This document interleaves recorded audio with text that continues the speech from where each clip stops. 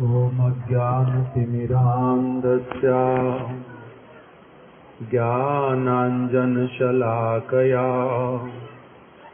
चक्षुरुन्मिलितं येन तस्मै श्रीगुरवे नमः। नमो ॐ विष्णुपादाय राधिकायै प्रियात्मने श्रीमद् भक्ति वेदांत नारायण इति नामिने। श्री कृष्ण लीला कथने सुदक्षम् औदार्ये माधुर्ये गुणैश्च युक्तं वरं वरेण्यं पुरुषं महान्तं नारायणं त्वां शिरसा नमामि।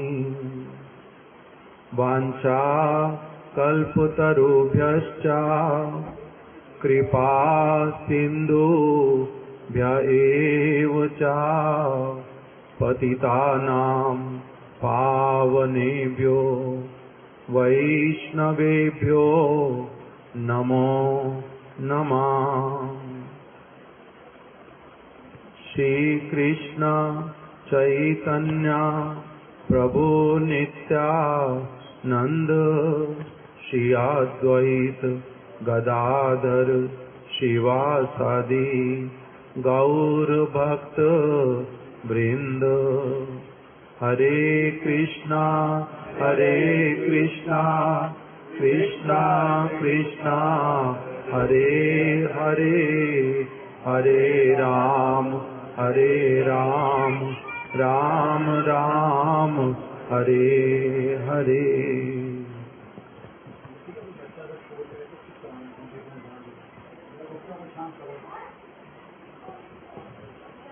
मैं सबसे पहले अपने गुरुदेव नित्य लीला प्रविष्ट श्रीमद् भक्ति वेदांत नारायण गोस्वामी महाराज जी के श्री चरण कमलों में अपना प्रणाम करता हूँ।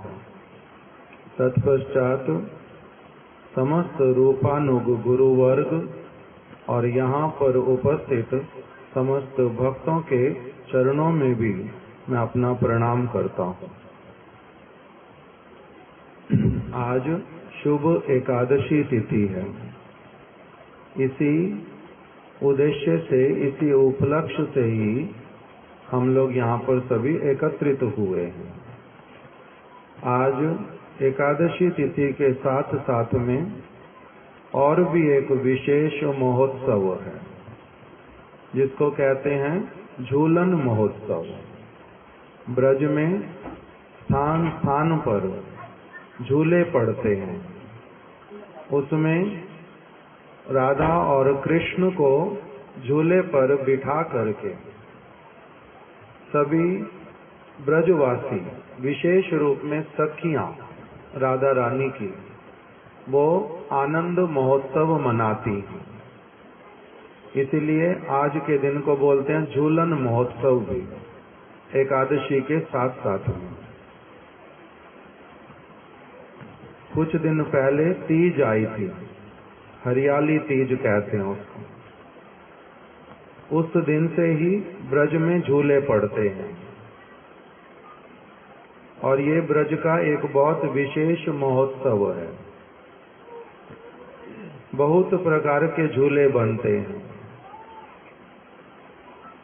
उसमें अनेक प्रकार के कीर्तनों का भी गान करते हैं भक्त लोग। इसलिए आज हम यहाँ पर उपस्थित हुए, आकर के देखा ठाकुर जी को झूले पर बिठाया हुआ और अभी थोड़ी देर कथा करके 10-15 मिनट फिर हम लोग झूले का कीर्तन करते हुए राधा कृष्ण को सभी लोग आगे आकर के उनको झुलाएंगे।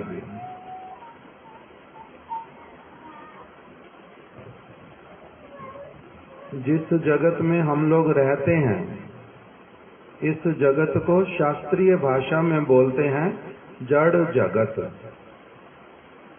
जड़ जगत मतलब जहाँ की प्रत्येक वस्तु कैसी वाली है? जड़ है। जड़ मतलब निर्जीव। यहाँ की प्रत्येक वस्तु ही निर्जीव है। और जो हम हैं वो हैं सजीव, जीवात्माएं, चाहे वो मनुष्य के रूप में हो अथवा पशु पक्षी के रूप में हो, कीट पतंग के रूप में हो। ये हो गए सारे सजीव। और बाकी जितनी सारी वस्तुएं हैं वो कैसी वाली हैं? निर्जीव। इस स्थान को पृथ्वी लोक भी कहते हैं, जहाँ पर हम लोग रहते हैं, कि ये पृथ्वी लोक है। और पृथ्वी लोक में भी जैसे हमने सब कुछ, सारे स्थान तो नहीं देखे हुए, किंतु उनके विषय में सुना हुआ है कुछ कुछ। और किसी किसी स्थान के विषय में तो सुना, नाम तक भी नहीं सुना है। इसी पृथ्वी के ऊपर ही समुद्र में भी अलग प्रकार का संसार है। समुद्र के भीतर में हम लोगों को बहुत सारी चीजों का पता भी नहीं है, किंतु जो अथॉरिटीज हैं, जो सभी स्थानों पर जाकर के देख सकती हैं, जैसे इस जगत के मनुष्य कुछ कुछ वो डिस्कवरी करके हम लोगों को बतलाते हैं कुछ कुछ चीजें। कभी वो समुद्र के भीतर जाते हैं, वहां की बातें बतलाते हैं। कभी किसी किसी स्थान पर भूमि को खनन करके वहां के विषय में बतलाते हैं। कभी कभी आकाश में पहुंच करके कभी बतलाते हैं हम चंद्र पर होकर के आए हैं, कभी किसी स्थान पर तो कभी किसी स्थान पर, वहां के विषय में थोड़ा थोड़ा बतलाते हैं। तो ये जो सारे स्थान हम लोगों ने तो देखे नहीं है, कुछ कुछ सुना हुआ है। और देखा कितना है? बहुत ही कम, बहुत ही कम वस्तुओं को देखा है। किंतु जैसे और स्थानों का बतलाते हैं, इसी प्रकार से शास्त्र जो हैं, जो त्रिकालदर्शी, केवल मात्र जो वैज्ञानिक लोग, साइंटिस्ट, उनके द्वारा बतलाए गए नहीं, जो त्रिकालदर्शी लोग हैं। त्रिकालदर्शी का अर्थ क्या होता है? जो भूत भविष्य वर्तमान सब कुछ देखने में समर्थ है। हम लोग तो नहीं देख सकते ना भूतकाल की वस्तुएं। मैं पिछले जन्म में क्या था, कहाँ पर मेरा जन्म हुआ था, माता पिता कौन थे, ये सब जैसे नहीं पता चलता, उसी तरह से हमें भविष्य का भी नहीं पता चलता। हम लोग भूत और भविष्य कुछ नहीं जान पाते। 1 मिनट बाद में भी क्या होगा हमें पता चलता है? नहीं पता चलता। क्यों? क्योंकि वो भविष्य है। किंतु जो त्रिकालदर्शी, भूत भविष्य वर्तमान सब कुछ जो देख सकते हैं, ऐसे वाले जो वेद व्यास जी, उन्होंने, भगवान ने वेद की वाणियों के रूप में, वेद व्यास जी ने भागवत इत्यादि के रूप में जो सारा कुछ दर्शन किया है, वो बतलाते हैं कि जो ये जगत है जिसमें हम रहते, इसका नाम पृथ्वी लोक, इससे ऊपर में 6 लोक हैं और इसके नीचे में 7 लोक हैं। कुल मिलाकर के कितने लोक हो गए? 14। एक साथ में इसको बोलते हैं चतुर्दश भुवन। नीचे वाले जो लोक हैं उनके नाम बतला दिए, तल, अतल, वितल, सूतल, पाताल, तलातल, रसातल इत्यादि, ये सारे नाम नीचे के लोकों के बतलाए। और जहाँ हम हैं इसका नाम क्या है? पृथ्वी लोक। इससे ऊपर के जो लोक हैं उनके नाम हैं स्वर्ग, और तपलोक, जनलोक, महरलोक, ब्रह्मलोक, इस प्रकार से ये ऊपर के लोक हैं। सारे मिलाकर के एक साथ में कहलाते हैं चतुर्दश भुवन। और चतुर्दश भुवन को ही एक साथ में बोल देते हैं जड़ जगत। इसके बाद में फिर एक सीमा है, क्षीर समुद्र बोलते हैं जिसको, विरजा नदी भी कहते हैं, वो सीमा है वैकुंठ लोक और इस जड़ लोक के बीच में। हम जहां पर हैं इसका नाम जड़ लोक, उसके बाद में विरजा नदी, उसके बाद में फिर आता है वैकुंठ लोक। उस वैकुंठ लोक को बोलते हैं चिद जगत, अर्थात ट्रांसीडेंटल वर्ल्ड। इस जगत को बोल देते हैं मैटीरियल वर्ल्ड, जहां पर सारा कुछ मैटर से बना है, जड़ है, निर्जीव है, और वहां पर सारी की सारी वस्तुएं कैसी हैं? चेतन है। वैकुंठ में सब कुछ चेतन है। वहां की मिट्टी भी बोलती है, वहां के वृक्ष भी चलते हैं, खाते पीते हैं। वहां पर कोई भी ऐसी वस्तु नहीं है जिसको निर्जीव कहा जाता है। पर्वत, वृक्ष, लता पता, नदियां, सरोवर, सब कुछ मनुष्य की भांति सारा कुछ अनुभव करते हैं, बात सुनते हैं और सब कुछ करते हैं। वो वैकुंठ जगत है। अंतर क्या है? इस जगत को कुंठा जगत भी बोलते हैं, कुंठामय जगत है। कुंठा किसको कहते हैं और वैकुंठ किसको कहते हैं? वैकुंठ कुंठा से जो बिल्कुल परे है। कुंठा होती है जहां पर ईर्ष्या, द्वेष, निंदा, चुगली, व्यर्थ का क्रोध, व्यर्थ की वस्तुओं के प्रति अभिलाषा, कामना, जहां पर ये सारी वस्तुएं होती हैं, जहां पर एक व्यक्ति का बुद्धि जो है बहुत सीमित होता है, जहां व्यक्ति का दृष्टिकोण बहुत सीमित होता है, जहां के प्राणी अच्छी वस्तुओं को विशेष रूप में बहुत अच्छी तरह से कुछ जानते ही नहीं है, इसको कहते हैं कुंठामय जगत। जो बुद्धि है वो बहुत नैरो है, नैरो माइंडेड पीपल। छोटी छोटी वस्तुओं में जहां पर लोग उलझे रहते हैं, इसको इसलिए बोलते हैं कुंठामय जगत। और जो वैकुंठ है वो इन सारी वस्तुओं से बिल्कुल परे, जहां पर काम, क्रोध, लोभ, मोह, आसक्तियां, ईर्ष्या, द्वेष, रोग, वृद्धा अवस्था, मृत्यु, जहां पर कुछ भी नहीं होता।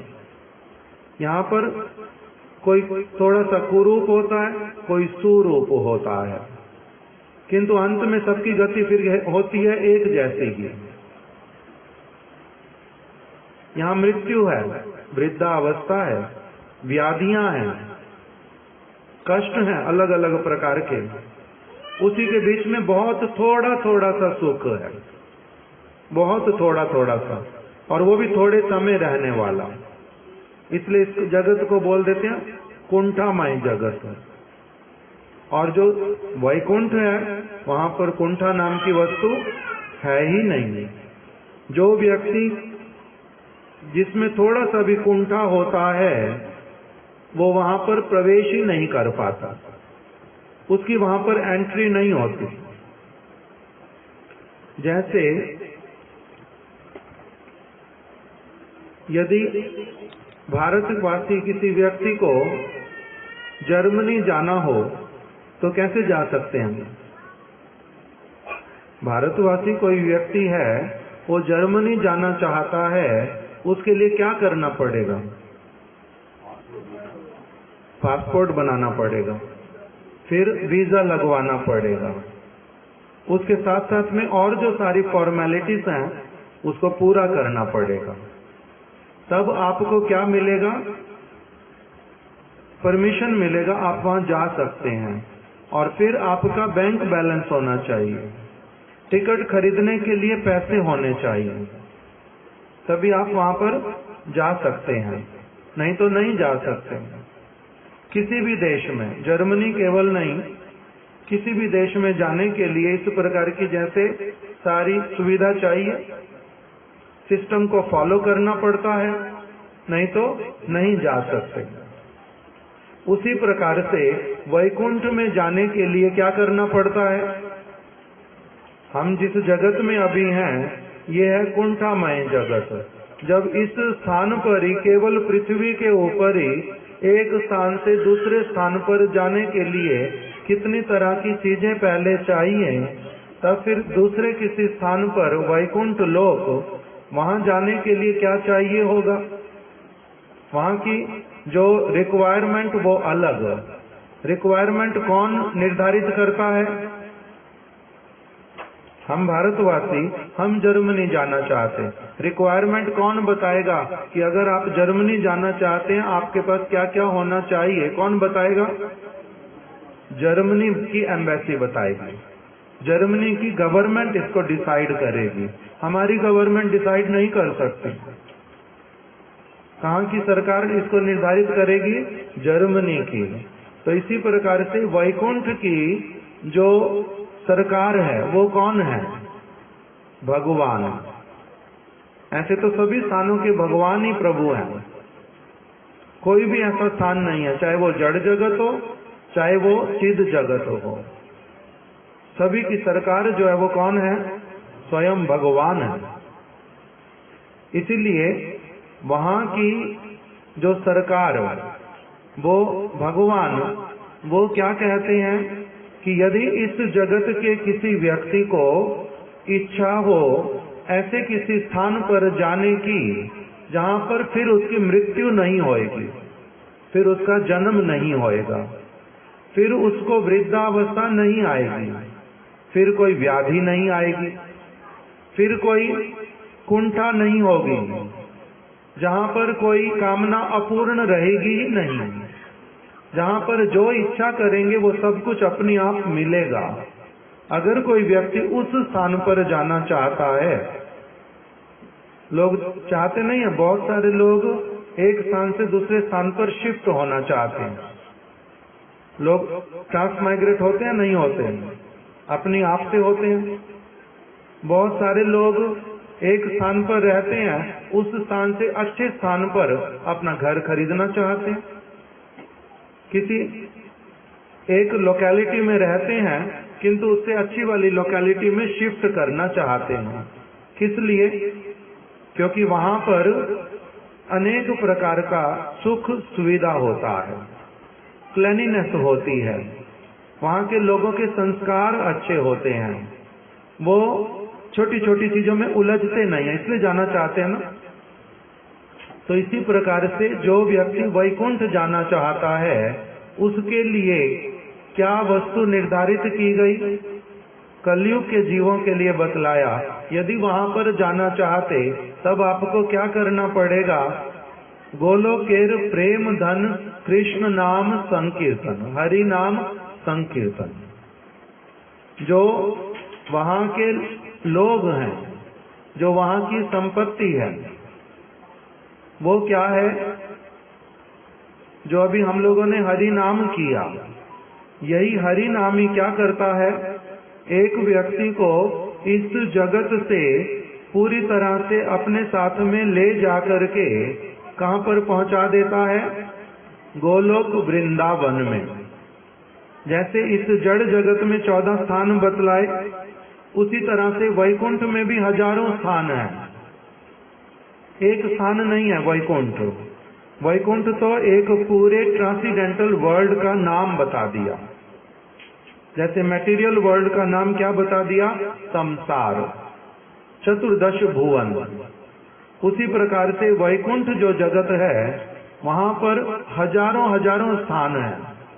कहीं पर भगवान रामचंद्र का धाम है जिसको कहते हैं साकेत। कहीं पर भगवान नरसिंह रहते हैं अपने बहुत सारे परिकरों के साथ में, उसका नाम है नरसिंह लोक। किसी स्थान पर भगवान के कोई अवतार तो किसी स्थान पर भगवान के कोई अन्य अवतार।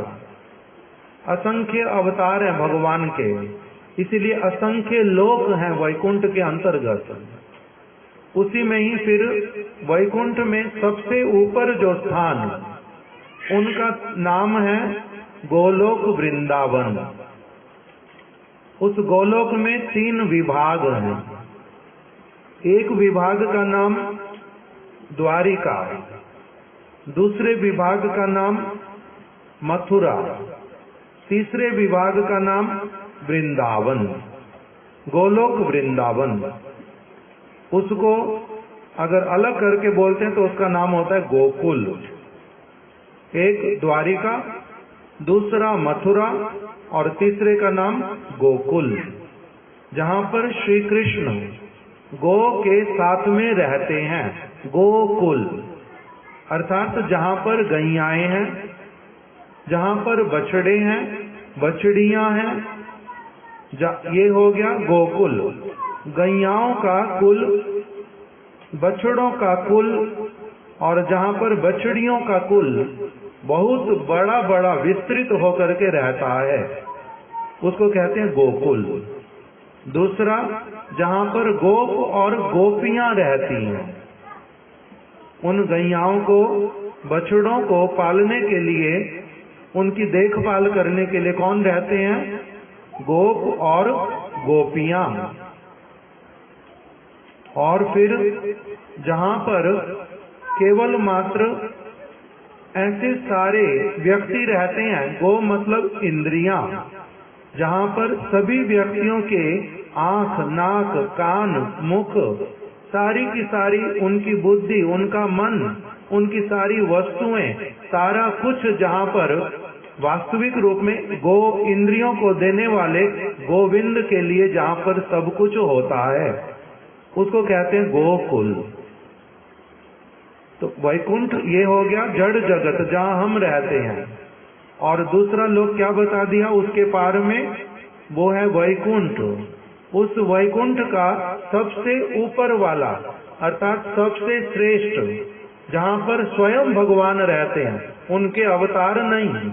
उनके अवतार तो वैकुंठ में और स्थानों पर रहते हैं, किंतु जहां पर स्वयं भगवान रहते हैं, जहां उनका अपना घर है, जहां उनके अपने जो परिकर गण हैं वो सारे रहते हैं, नंद, यशोदा, उपानंद, सुनंद, वृषभानु महाराज, कीर्तिदा सुंदरी, राधा रानी, ललिता, विशाखा, चंद्रा और चंपक लता, सुदेवी, रंग देवी, जहां पर हजारों हजारों गोपियां, लाखों करोड़ों गोपियां, गोप, ऐसे वाले जो कृष्ण के साथ में भी कैसे रहते हैं?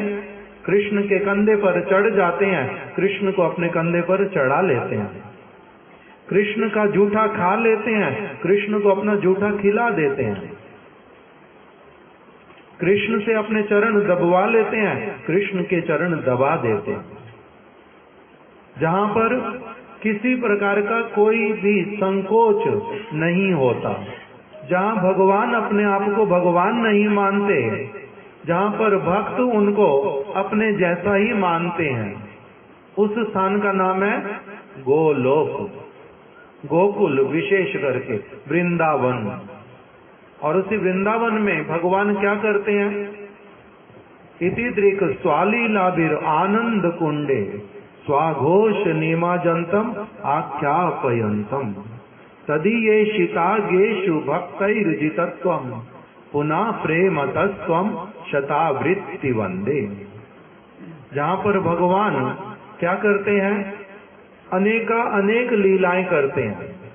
कभी तो माखन की चोरी करते हैं, और कभी गैयाओं को, बछड़ों को चराते हैं, कभी गैयाओं की पूंछ के साथ में लटक जाते हैं, कभी बछड़ों को गले से पकड़ करके उसके ऊपर लटक जाते हैं, कभी उनको चुम्बन करते हैं, कभी आलिंगन करते हैं, कभी उनके साथ दौड़ लगाते हैं, कभी उनके जैसे फुदकते हैं,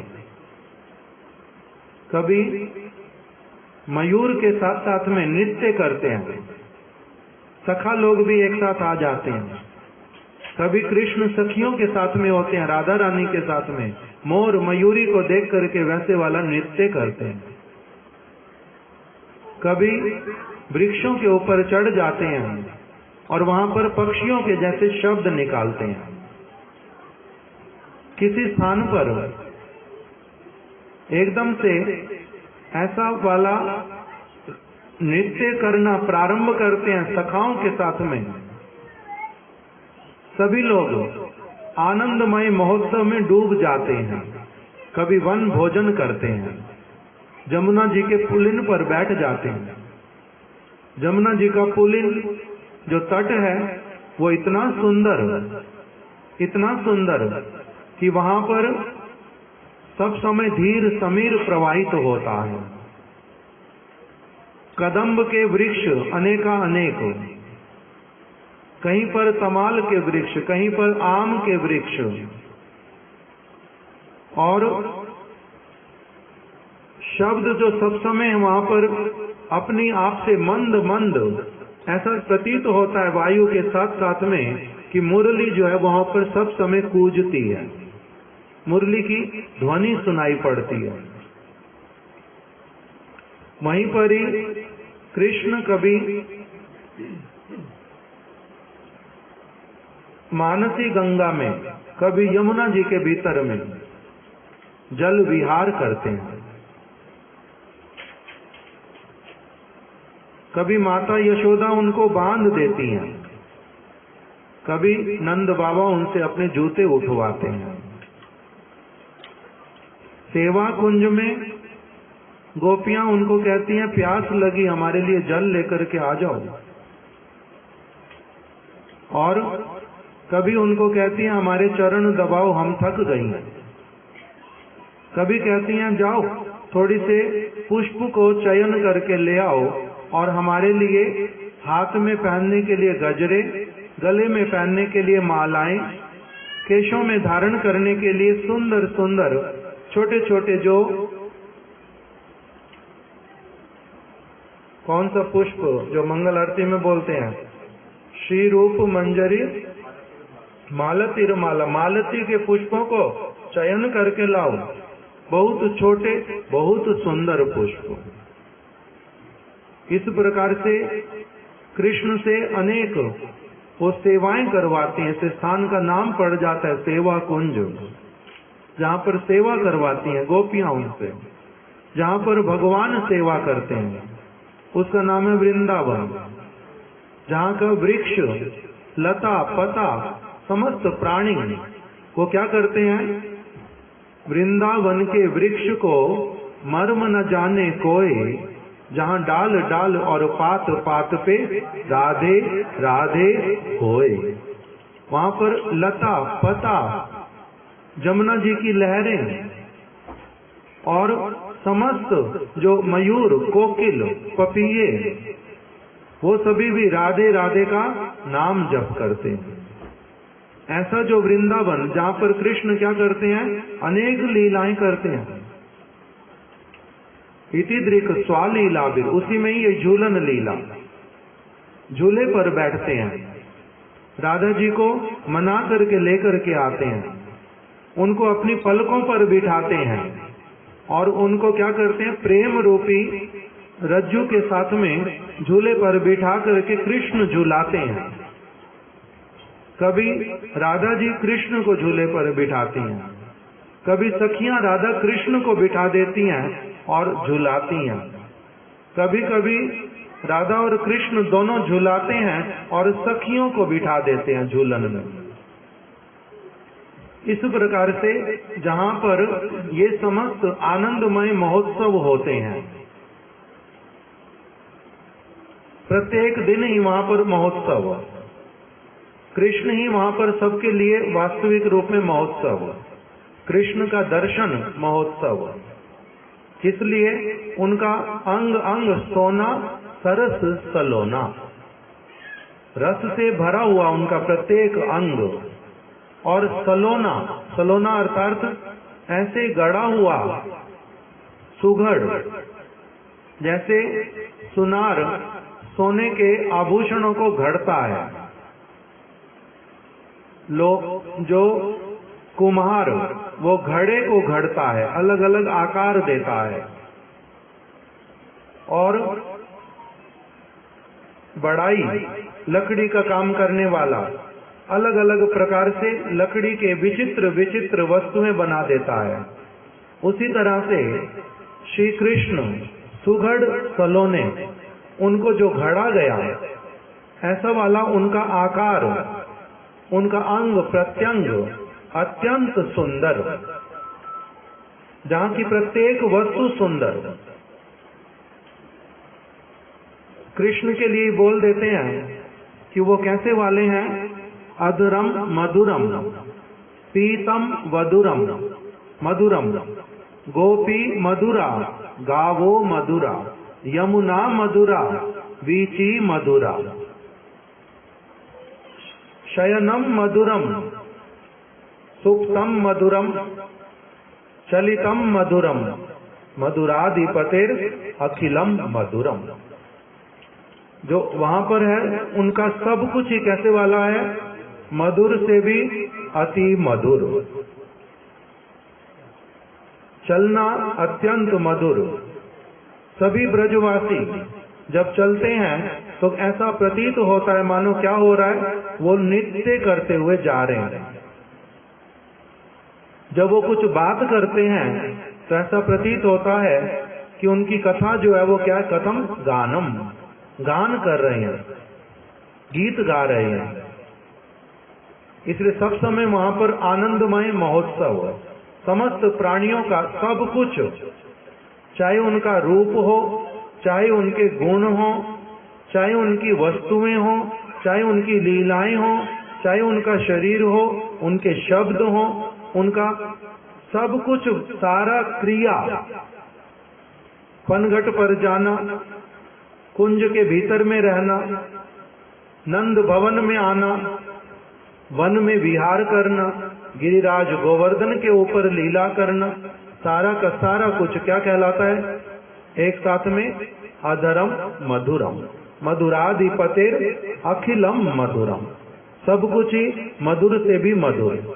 तो वही जो गोलोक वृंदावन, जहाँ पर नित्य आनंदमय महोत्सव, उस आनंदमय महोत्सव के अंतर्गत झूलन महोत्सव, और उस स्थान पर यदि कोई व्यक्ति जाना चाहता, वहां का सैंपल केवल यहाँ पर कभी कभी कुछ कुछ लीलाओं के माध्यम से, कृष्ण ने तो कुछ वर्षों तक लीला करके प्रकटित किया, और फिर उनके जो स्वयं ही कृष्ण अपने सभी परिकरों के साथ में गोलोक वृंदावन के साथ में भी प्रकटित हो गए थे श्री नवद्वीप धाम में चैतन्य महाप्रभु के रूप में। और उन्होंने ही आकर के स्वयं ही बतलाया, यदि तुम वहां पर जाना चाहते हो तो मैं क्या लाया हूँ वहां से मैं एक ऐसी चीज लाया हूँ जिसको आप लोग अगर ग्रहण कर लोगे तो अब क्या होगा, आप लोग भी यहाँ से वहां के लिए यात्रा अपनी प्रारंभ करके धीरे धीरे वहां पहुंच सकते हैं। वहां से क्या लाए, गोलोकेर प्रेम धन हरि नाम संकीर्तन, गोलोक की एक संपत्ति, वास्तविक संपत्ति जो इस जगत में वहां से यहाँ पर लेकर के आ गए, उसका नाम बताया हरि नाम संकीर्तन। हरि नाम संकीर्तन का क्या अर्थ होता है, हरि नाम संकीर्तन किसको कहते हैं, उसका विशेष एक अर्थ है। श्री चैतन्य महाप्रभु ने अपने दो भक्तों को, जिनके नाम थे नित्यानंद और हरिदास, उनको कहा था एक बार कि आप लोग क्या करो, सुनो सुनो नित्यानंद, सुनो हरिदास, आमार आज्ञा तुम्ही करो हो प्रकाश, प्रति घरे घरे गिया करो एई भिक्षा, बोलो कृष्णा, भजो कृष्णा, करो कृष्णा शिक्षा।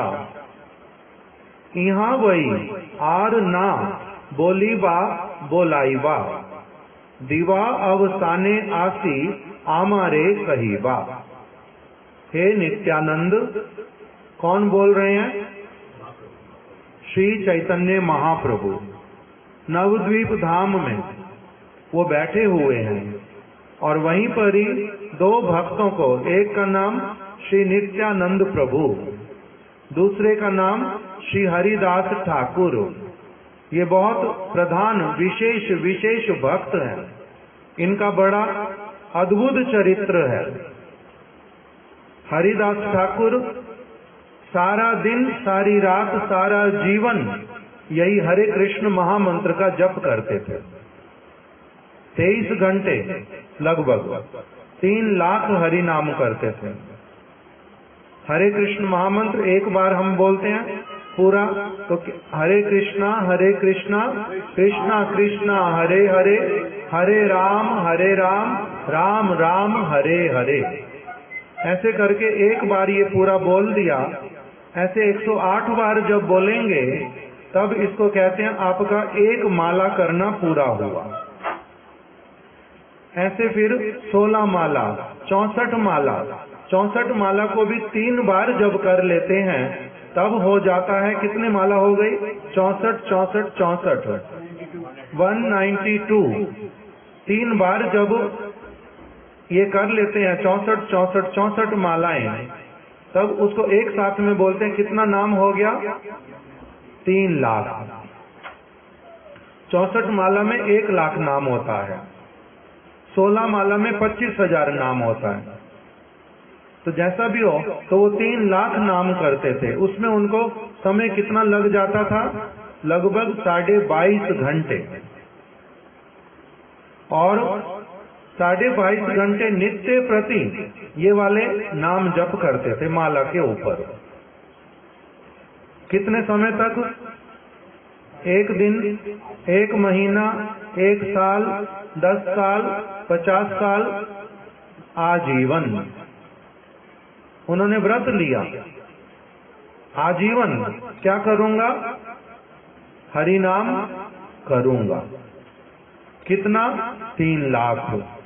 ऐसे वाले ये हरिदास ठाकुर, उनकी बहुत सारी महिमा, किंतु केवल एक मैंने थोड़ी सी बतलाई कि इतना हरि नाम करते थे। और नित्यानंद प्रभु दूसरे भक्त, उनको श्री चैतन्य महाप्रभु जो हैं वो उनको कहते थे कि ये नित्यानंद मेरे क्या हैं? दूसरे स्वरूप हैं, ये मेरे से अभिन्न हैं। कोई व्यक्ति नित्यानंद की यदि थोड़ी सी भी बात को सुनता है तो मैं भगवान होने पर भी उसका दास बन जाता हूं। इस प्रकार के नित्यानंद प्रभु, इनकी महिमा भी अगाध है, उसके विषय में फिर कभी श्रवण करेंगे। तो ये दोनों भक्तों को चैतन्य महाप्रभु ने कहा, आप दोनों क्या करो, मेरी बात ध्यान से सुनो। सुनो सुनो नित्यानंद, सुनो हरिदास। हे नित्यानंद, हे हरिदास, मेरी बात को सुनो। आप लोग क्या करो? प्रति घरे घरे गिया, करो यही भिक्षा। मेरा तुम्हारे प्रति एक आदेश है। क्या आदेश है? मेरी इच्छा है हृदय में कि आप दोनों घर घर में जाओ और घर घर में जाकर के क्या करो? प्रति घरे घरे गिया, प्रत्येक घर घर में जाकर के आप दोनों लोग मिल करके करो यही भिक्षा। मेरे इच्छा अनुसार भिक्षा करके लेकर के आ जाओ। क्या भिक्षा करनी है? चावल, दाल, रोटी, सब्जी, कपड़े, पैसे, जमीन, जायदाद? तो कहते नहीं, इसमें से कुछ भी नहीं चाहिए, इसमें से कुछ भी नहीं चाहिए। प्रत्येक घर में जाकर के भिक्षा मांग करके आओ। क्या भिक्षा? उनको कहो जाकर के बोलो कृष्णा, भजो कृष्णा, करो कृष्णा शिक्षा। कि लोग क्या करें? वो लोग अपने सबसे अधिक मंगल के लिए, सबसे श्रेष्ठ वस्तु को प्राप्त करने के लिए, परमानेंट सुख शांति के लिए वो सब समय के लिए 3 काम करें। कौन से? बोलो कृष्णा। वो सब समय यही हरे कृष्णा कृष्णा कृष्णा हरे हरे, हरे राम राम राम हरे हरे, ये बोले जितना हो सकता। किंतु केवल मात्र मुख से बोले नहीं, मन कहीं और है और वो केवल मुख से बोल रहे हैं, ऐसे वाला नहीं करवाना। उनको क्या कहना साथ साथ में? पहले तो कहोगे बोलो कृष्णा, कृष्ण बोलते हुए चले। जैसे बच्चा सबसे पहले क्या करेगा? 1 2 3 4 का मूल्य उसको कुछ नहीं पता, का खा गा गा क्यों बोलना है उसको नहीं पता, किंतु केवल उसको पहले क्या करते हैं? बुलवाते हैं। बोलो केवल 1 2 3 4, 1 2 3 4। बच्चा पीछे क्या बोलता है?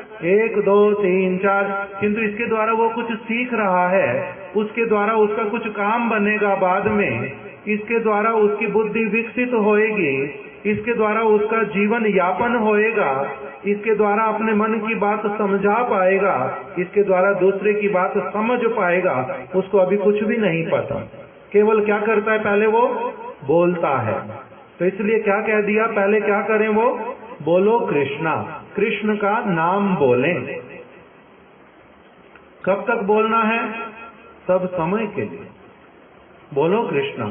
किंतु अगर आप इतना कह करके आ जाओगे और वो लोग आपकी बात थोड़ी देर के लिए मान भी लेंगे, तब काम नहीं चलेगा। थोड़े समय के बाद में वो ये बोलना अपने आप छोड़ देंगे।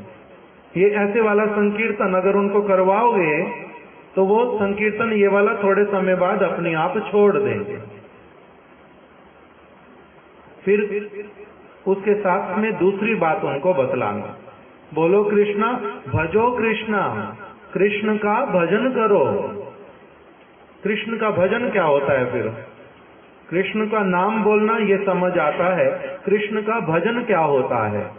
संस्कृत भाषा में भज धातु सेवायाम, भजन का अर्थ होता है भजनीय वस्तु भगवान की सेवा करना। वो उनकी सेवा करें भगवान की। बोलो कृष्णा, भजो कृष्णा। भजो कृष्णा मतलब भगवान कृष्ण की सेवा करें। कैसे सेवा करते हैं?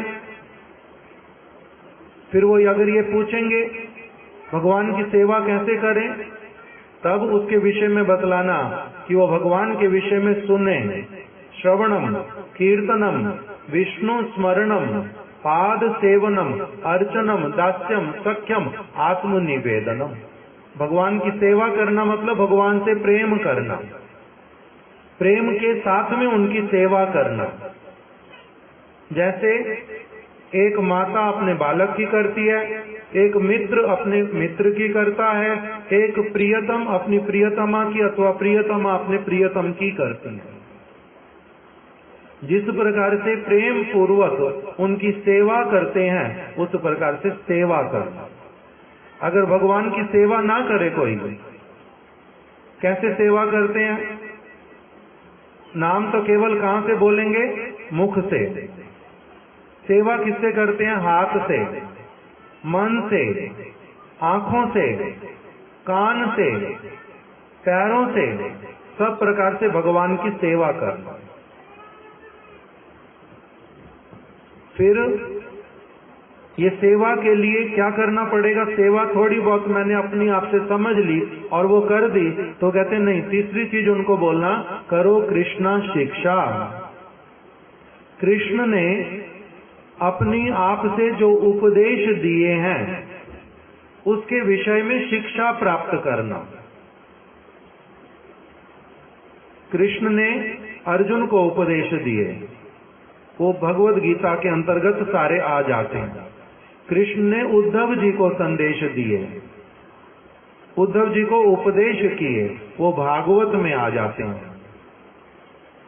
तो इसलिए जो कृष्ण की शिक्षा अर्थात कृष्ण के विषय में कृष्ण ने स्वयं भी बतलाया है, कृष्ण के विषय में सुखदेव गोस्वामी, व्यास जी और नारद मुनि, रूप गोस्वामी, सनातन गोस्वामी, इन्होंने सबने बतलाया है। उनके विषय में जो कुछ इन्होंने बतलाया है उसको क्या करना है, शिक्षा प्राप्त करनी है उनके विषय में।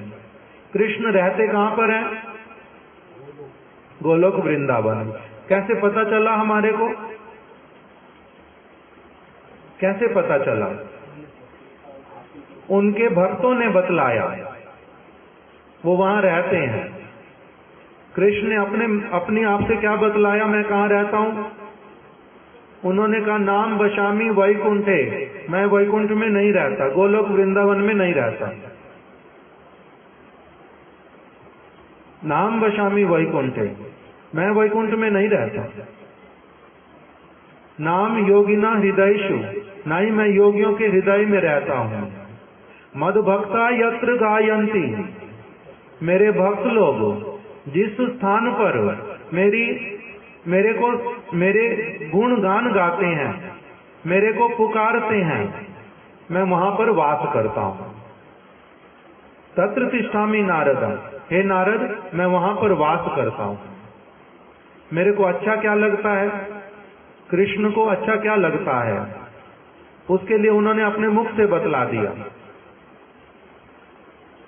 पत्रम पुष्पम फलम तोयम यो में भक्त्या प्रयच्छति, मेरे को कोई तुलसी का एक पत्ता दे दे। पत्रम पुष्पम, मेरे को तुलसी की एक मंजरी, जिसको पुष्प कहते हैं, तुलसी की मंजरी मेरे को दे दे। पत्रम पुष्पम फलम, मेरे को कोई भी फल प्रदान कर दे। अथवा तोयम, दूध अथवा जल, पवित्र जल मेरे को कोई प्रदान कर दे, मैं उसी से ही बड़ा संतुष्ट होता हूं। किंतु वो देनी चाहिए किस भावना के साथ में? प्रेम पूर्वक, भक्ति के साथ में, अवहेलना करते हुए नहीं, जिस किसी तरह से नहीं।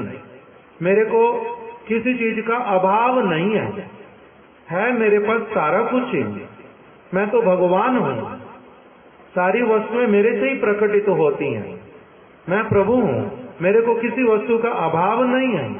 किंतु मेरे को अच्छा क्या लगता है, सारी वस्तुएं जो मैं बतला रहा हूं वो मुझे अच्छी लगती हैं, किंतु यदि कोई प्रेम पूर्वक मेरे को प्रदान करे, भक्ति पूर्वक, प्रेम के साथ में।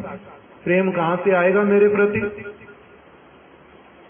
मेरे को प्रेम कोई करे, क्या ये सहज बात है? कहते मेरे को सभी लोग प्रेम कर नहीं पाते।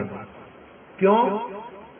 क्योंकि मैं केवल मात्र उसका ही प्रेम स्वीकार करता हूं जो केवल मेरे प्रति प्रेम करता है, जो अगर किसी और को शेयर होल्डर बनाता है उसका प्रेम मैं नहीं लेता।